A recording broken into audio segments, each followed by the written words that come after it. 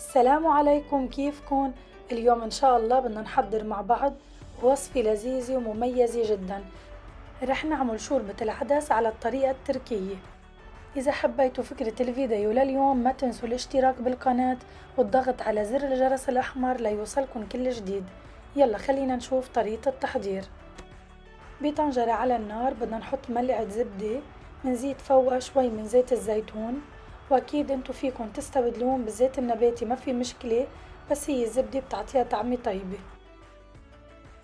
ولما تدوب الزبدة ويسخنوا منيح بدي نزل بصلة وسط مقطعة ناعم، 3 حصوص توم مفرومين ناعم، وملعقة كبيرة من معجون الطماطم او رب البندورة. بحرك المكونات منيح مع بعضها، برجع بزيد عليهم ملعقة صغيرة ملح، رشة فلفل أسود،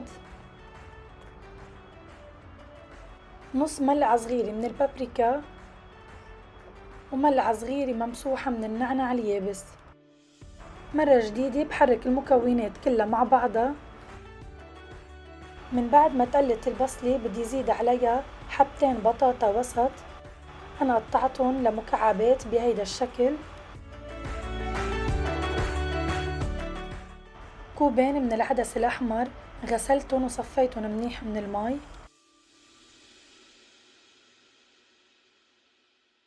بنعطيهم تحريكة صغيرة مع بعض، بنرجع بنضيف عليهم المرقة.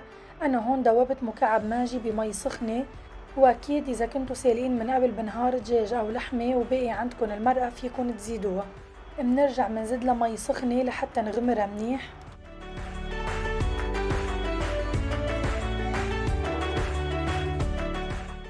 منغطيها ومنخليها تستوي على مهلة.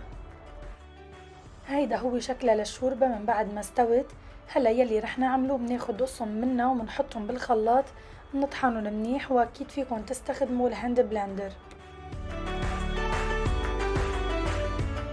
شايفين قوامها كيف؟ ما شاء الله ولا احلى من هيك.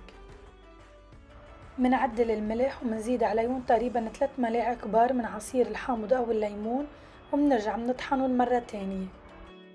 هيدا هو القوام النهائي للشوربة. شايفين ما شاء الله كيف طلع معنا مثل الكريمة. أنا برأيي هيدي النتيجة المثالية، بس إذا كنتوا بتحبوها رخوة أكتر أكيد فيكن تزيدوا لشوية مي حسب الرغبة. ولهون أحبائي بتكون وصفتنا لليوم خلصت. إذا عجبتكن ياريت تكتبولي رأيكم بالتعليقات. وصفة مميزة جدا، كانت كتير طيبة، بنصحكن تجربوها. وملتقانا بفيديو تاني إن شاء الله. باي باي.